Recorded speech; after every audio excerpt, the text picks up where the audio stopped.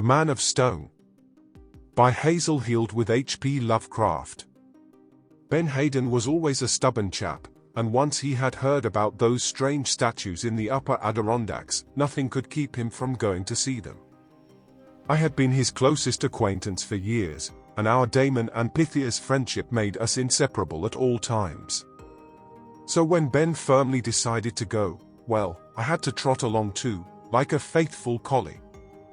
It seems he was out hunting one day, and came across a cave with what looked like a dog in front of it.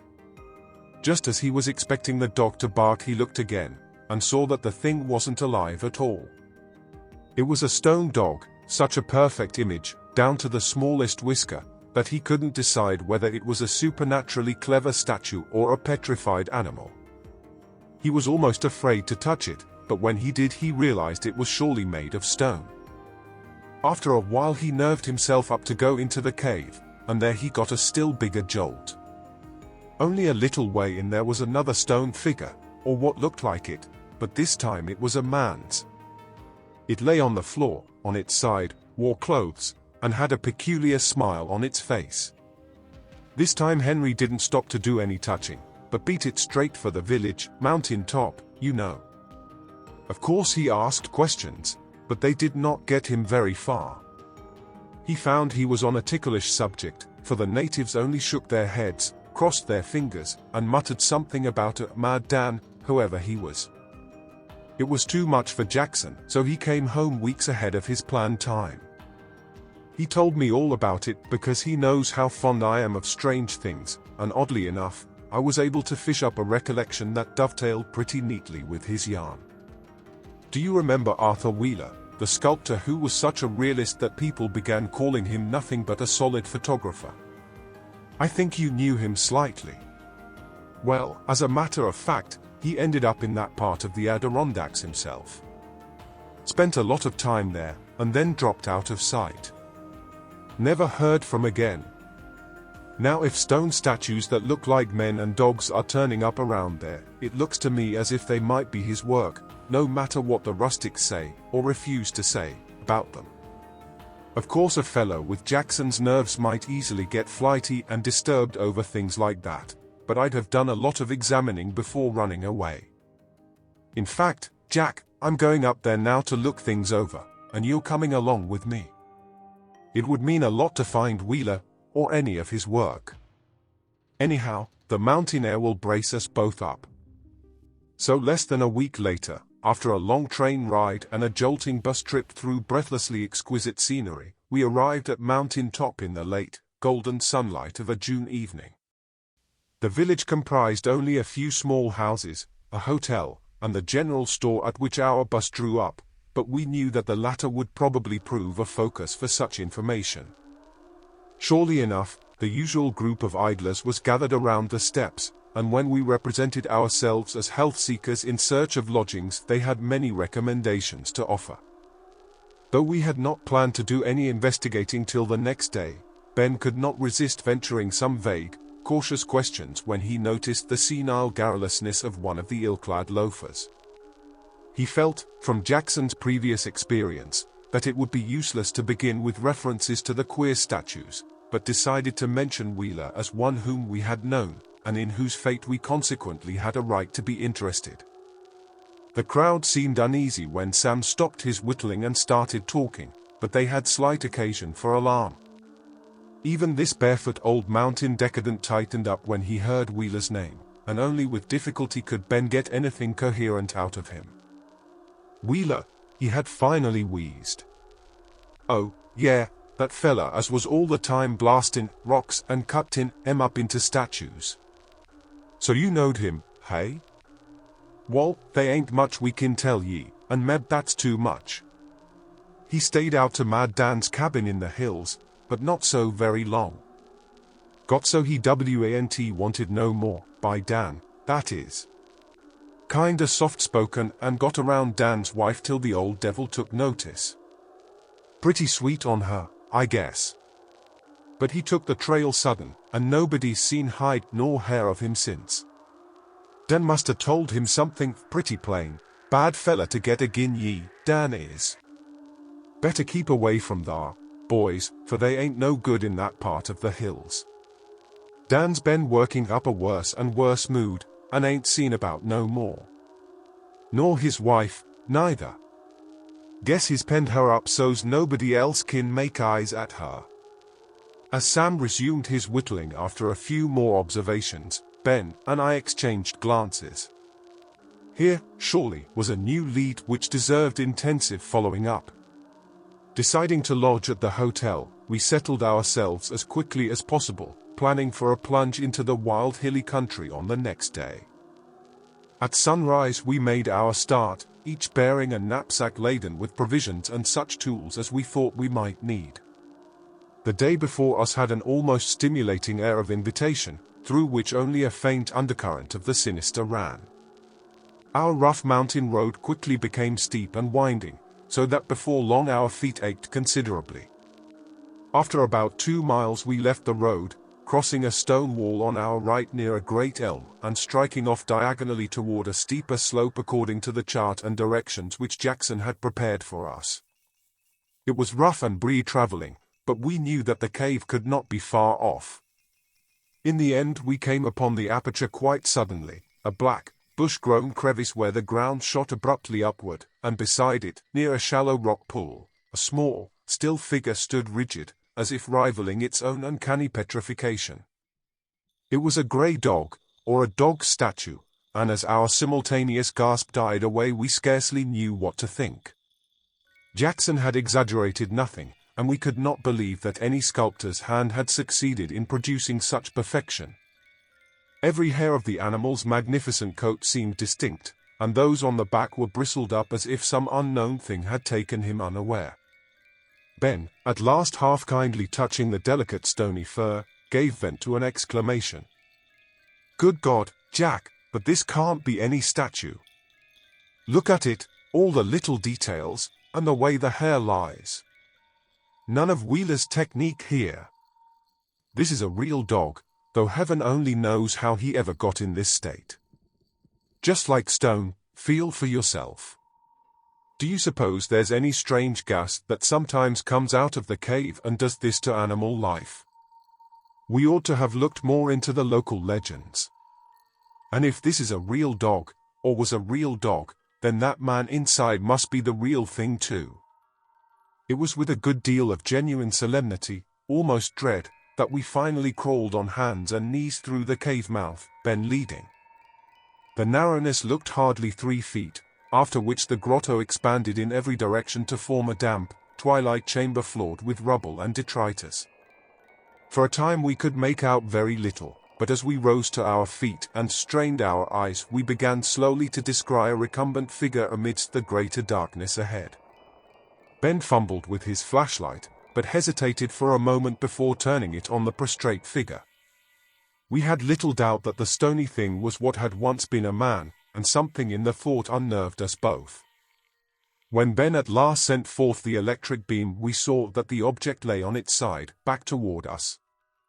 It was clearly of the same material as the dog outside, but was dressed in the mouldering and unpetrified remains of rough sport clothing. Braced as we were for a shock, we approached quite calmly to examine the thing, Ben going around to the other side to glimpse the averted face. Neither could possibly have been prepared for what Ben saw when he flashed the light on those stony features. His cry was wholly excusable, and I could not help echoing it as I leaped to his side and shared the sight. Yet it was nothing hideous or intrinsically terrifying. It was merely a matter of recognition, for beyond the least shadow of a doubt this chilly rock figure with its half-frightened, half-bitter expression had at one time been our old acquaintance, Arthur Wheeler. Some instinct sent us staggering and crawling out of the cave, and down the tangled slope to a point whence we could not see the ominous stone dog. We hardly knew what to think, for our brains were churning with conjectures and apprehensions. Ben, who had known Wheeler well, was especially upset, and seemed to be piecing together some threads I had overlooked.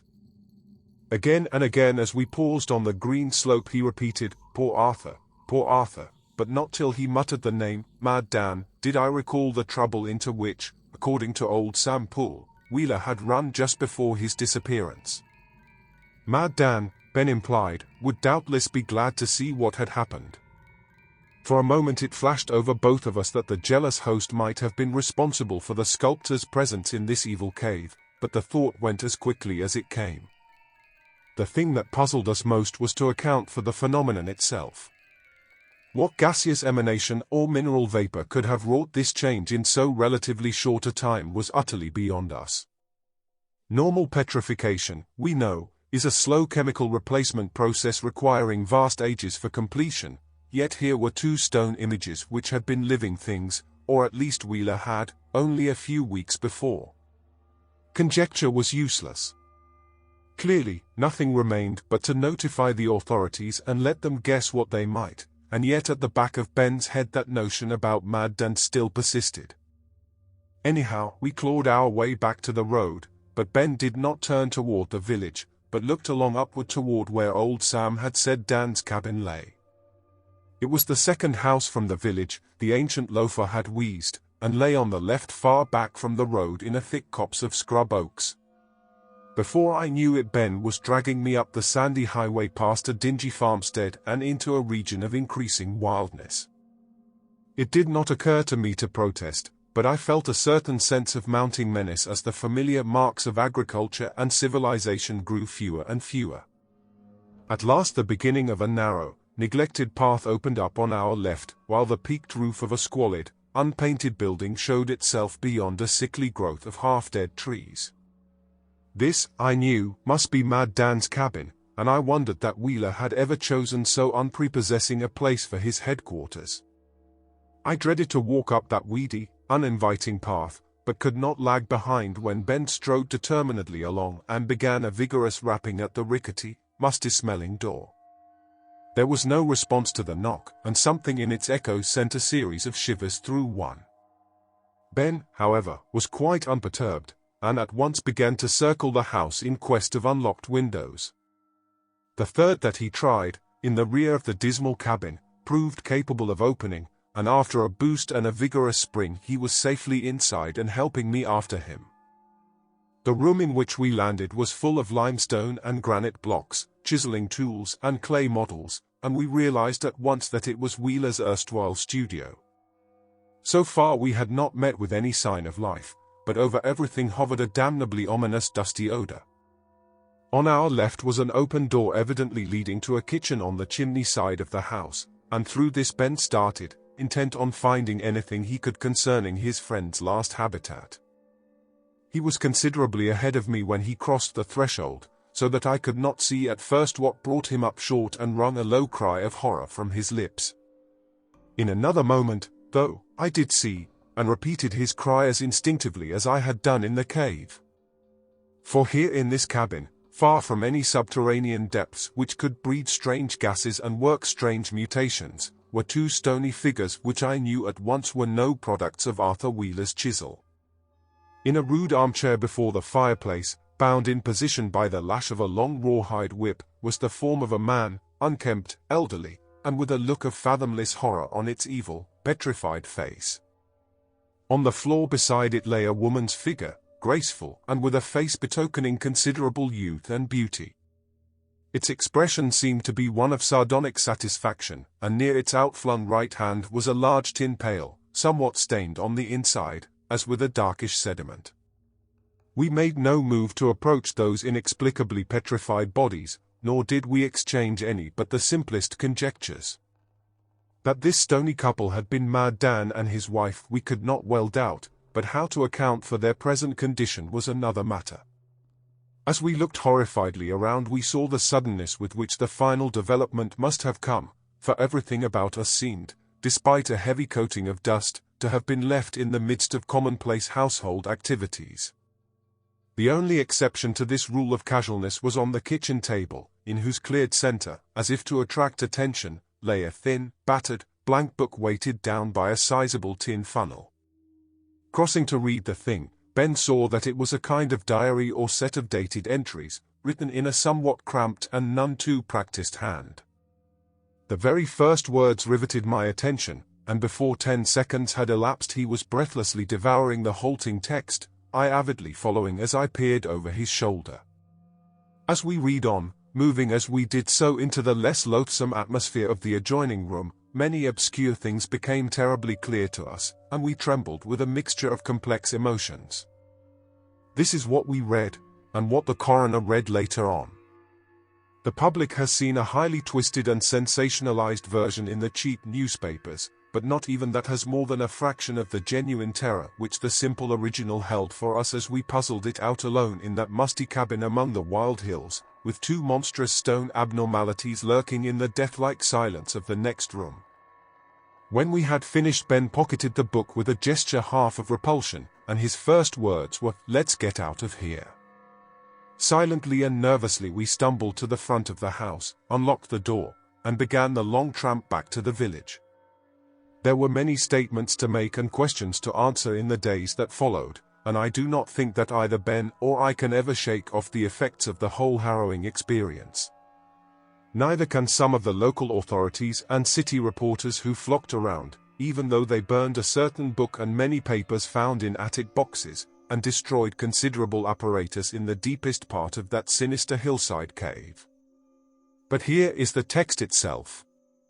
November 5th, my name is Daniel Morris. Around here they call me Mad Dan because I believe in powers that nobody else believes in nowadays.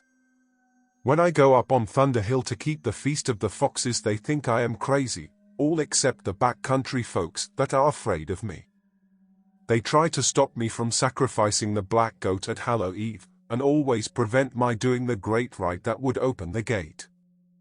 They ought to know better, for they know I am a Van Coren on my mother's side, and anybody this side of the Hudson can tell what the Van Corens have handed down. We come from Nicholas Van Coren, the wizard, who was hanged in Witchgart in 1587, and everybody knows he had made the bargain with the black man. The soldiers never got his Book of Ibon when they burned his house, and his grandson, William Van Coren, brought it over when he came to Rensselaerwick and later crossed the river to Esopus. Ask anybody in Kingston or Hurley about what the William Van Coren line could do to people that got in their way. Also, ask them if my Uncle Hendrik didn't manage to keep hold of the Book of Ibon when they ran him out of town and he went up the river to this place with his family. I am writing this, and I'm going to keep writing this, because I want people to know the truth after I am gone. Also, I am afraid I shall really go mad if I don't set things down in plain black and white. Everything is going against me, and if it keeps up I shall have to use the secrets in the book and call in certain powers. 3 months ago that sculptor Arthur Wheeler came to Mountain Top, and they sent him up to me because I am the only man in the place who knows anything except farming, hunting, and fleecing summer boarders. The fellow seemed to be interested in what I had to say, and made a deal to stop here for $13 a week with meals. I gave him the back room beside the kitchen for his lumps of stone and his chiseling, and arranged with Nate Williams to tend to his rock blasting and haul his big pieces with a drag and yoke of oxen. That was 3 months ago. Now I know why the cursed son of hell took so quick to the place. It wasn't my talk at all, but the looks of my wife Rose, that is Osborne Chandler's oldest girl. She is 16 years younger than I am, and is always casting sheep's eyes at the fellows in town.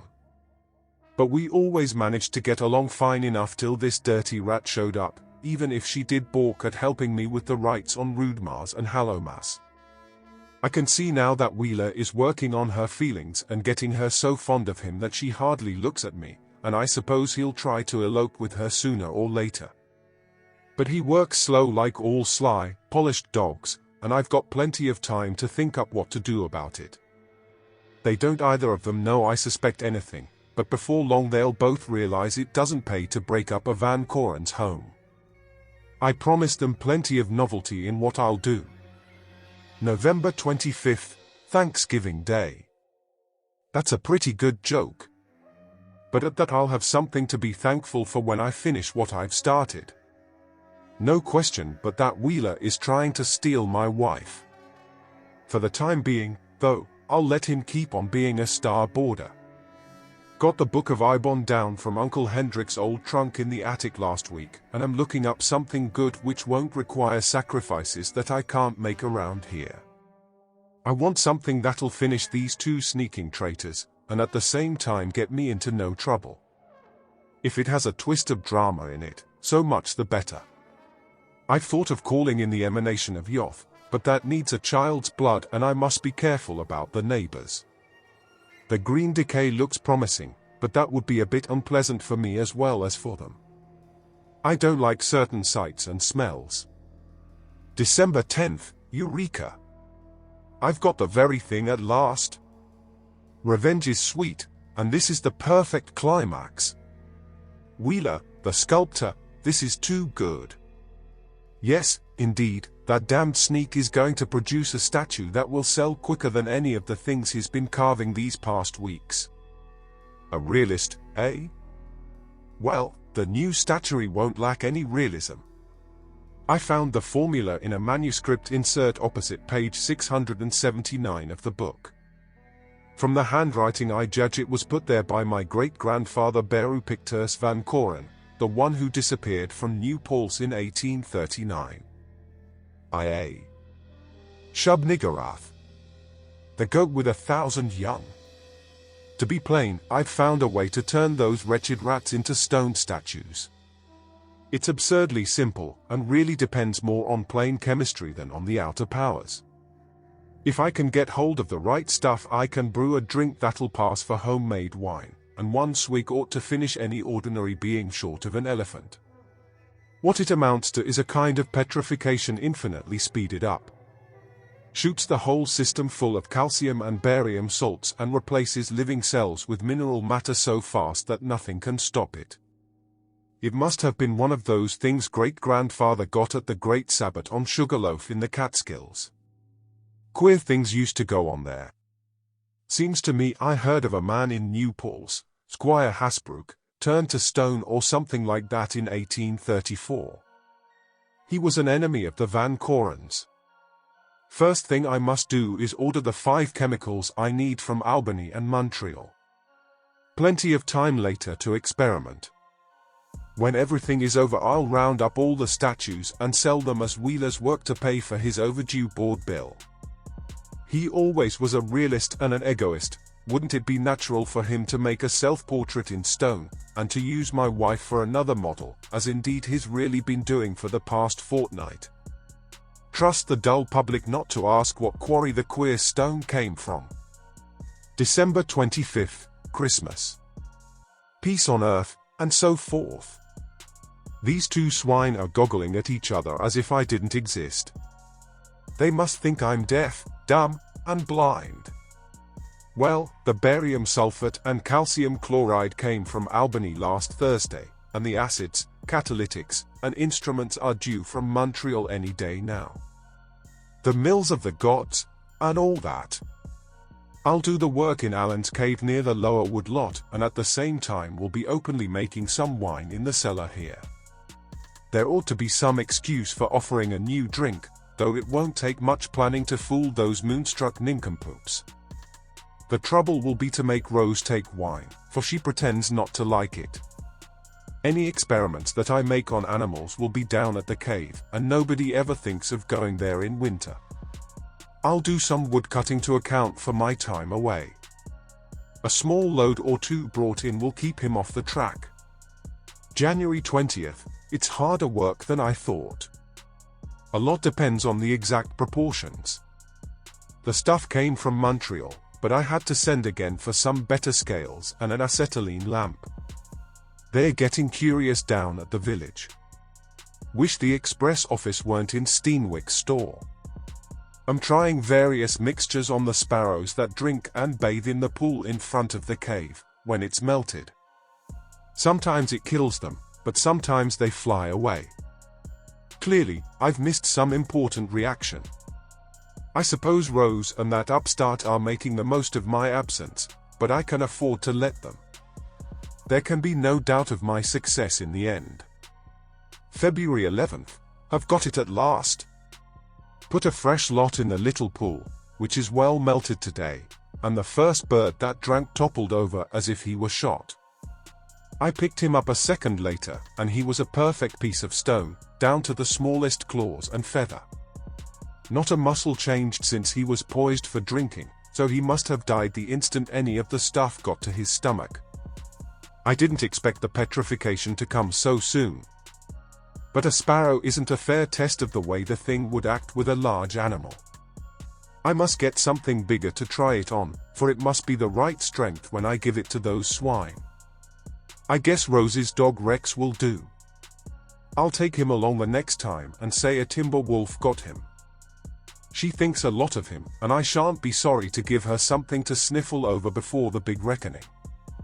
I must be careful where I keep this book. Rose sometimes pries around in the queerest places. February 15th, getting warm. Tried it on Rex and it worked like a charm with only double the strength. I fixed the rock pool and got him to drink. He seemed to know something queer had hit him, for he bristled and growled, but he was a piece of stone before he could turn his head. The solution ought to have been stronger, and for a human being ought to be very much stronger. I think I'm getting the hang of it now, and I'm about ready for that Kerwheeler. The stuff seems to be tasteless, but to make sure I'll flavor it with the new wine I'm making up at the house. Wish I were surer about the tastelessness, so I could give it to Rose in water without trying to urge wine on her. I'll get the two separately, Wheeler out here and Rose at home. Have just fixed a strong solution and cleared away all strange objects in front of the cave. Rose whimpered like a puppy when I told her a wolf had got Rex, and Wheeler gurgled a lot of sympathy. March 1st, I.A.R. Liar. Praise the Lord Sathogwa. I've got the son of hell at last. Told him I'd found a new ledge of friable limestone down this way, and he trotted after me like the yellow cur he is. I had the wine-flavored stuff in a bottle on my hip, and he was glad of a swig when we got here. Gulped it down without a wink, and dropped in his tracks before you could count 3. But he knows I've had my vengeance, for I made a face at him that he couldn't miss. I saw the look of understanding come into his face as he keeled over. In 2 minutes he was solid stone. I dragged him into the cave and put Rex's figure outside again. That bristling dog shape will help to scare people off. It's getting time for the spring hunters, and besides, there's a damned lunger named Jackson in a cabin over the hill who does a lot of snooping around in the snow. I wouldn't want my laboratory and storeroom to be found just yet. When I got home I told Rose that Wheeler had found a telegram at the village summoning him suddenly home. I don't know whether she believed me or not, but it doesn't matter. For form's sake, I packed Wheeler's things and took them down the hill, telling her I was going to ship them after him. I put them in the dry well at the abandoned Reply place. Now for Rose. March 3rd, can't get Rose to drink any wine. I hope that stuff is tasteless enough to go unnoticed in water. I tried it in tea and coffee, but it forms a precipitate and can't be used that way. If I use it in water I'll have to cut down the dose and trust to a more gradual action. Mr. and Mrs. Hoog dropped in this noon, and I had hard work keeping the conversation away from Wheeler's departure. It mustn't get around that we say he was called back to New York when everybody at the village knows no telegram came, and that he didn't leave on the bus. Rose is acting damned queer about the whole thing. I'll have to pick a quarrel with her and keep her locked in the attic. The best way is to try to make her drink that doctored wine, and if she does give in, so much better. March 7th, have started in on Rose. She wouldn't drink the wine, so I took a whip to her and drove her up in the attic. She'll never come down alive.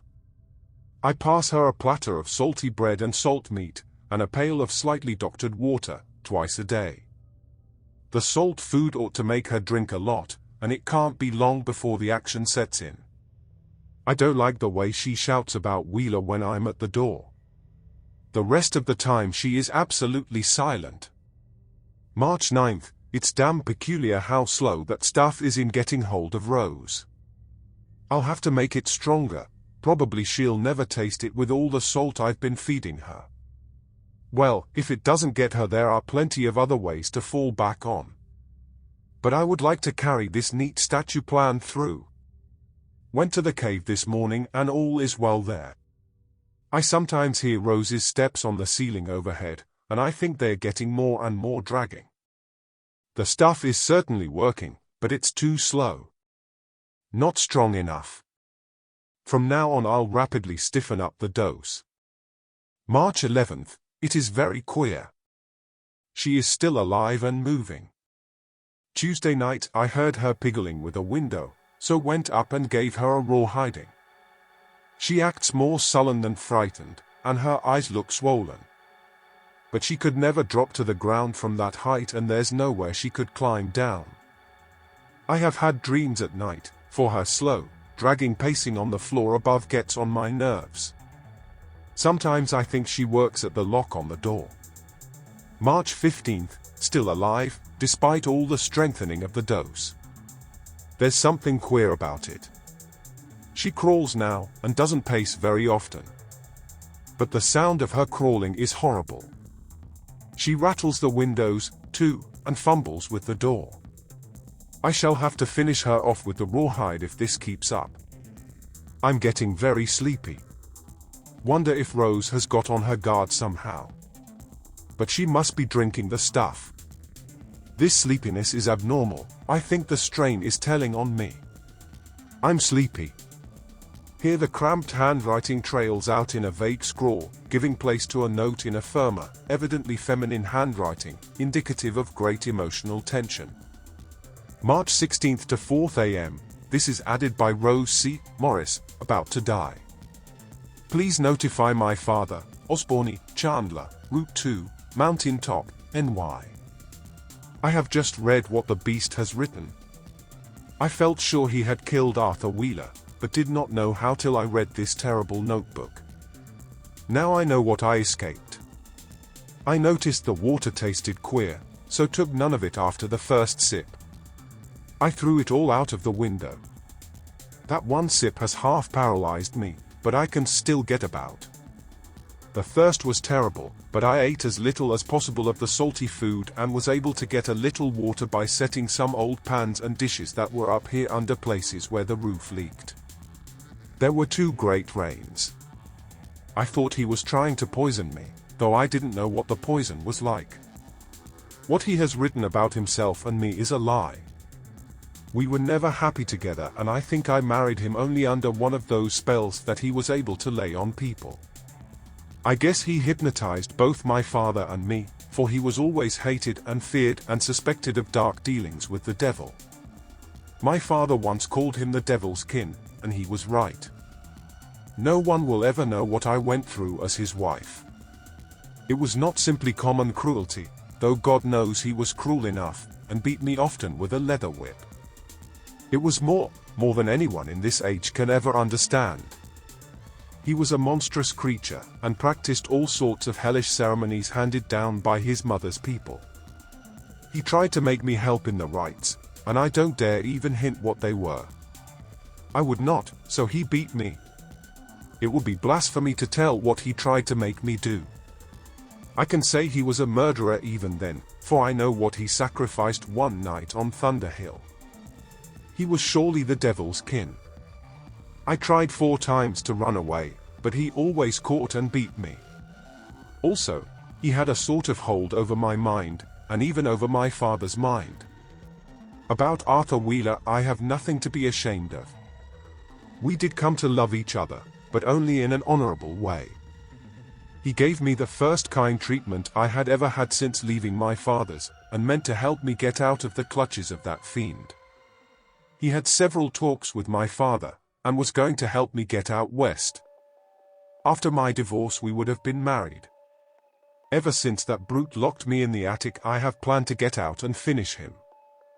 I always kept the poison overnight in case I could escape and find him asleep and give it to him somehow. At first he waked easily when I worked on the lock of the door and tested the conditions at the windows, but later he began to get more tired and sleep sounder.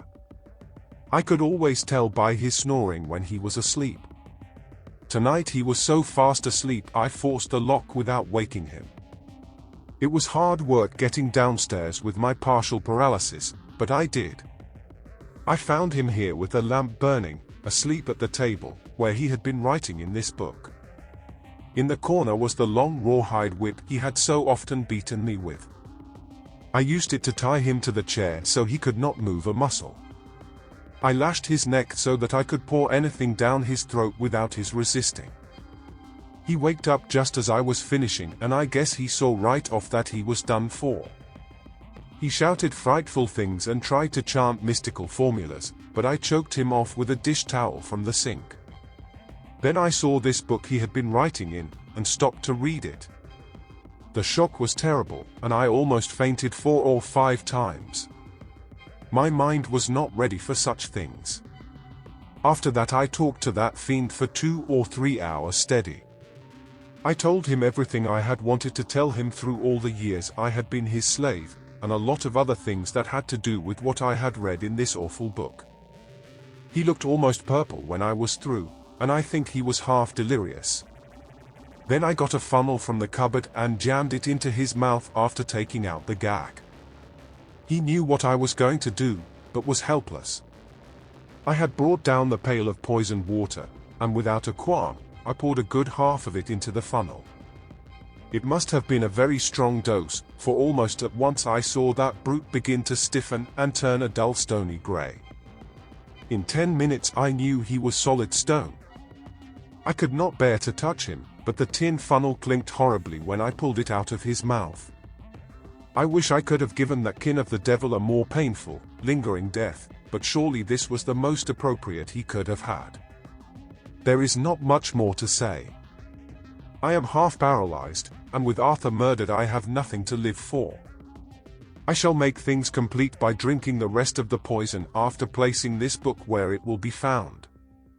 In a quarter of an hour I shall be a stone statue. My only wish is to be buried beside the statue that was Arthur, when it is found in that cave where the fiend left it. Poor trusting Rex ought to lie at our feet. I do not care what becomes of the stone devil tied in the chair.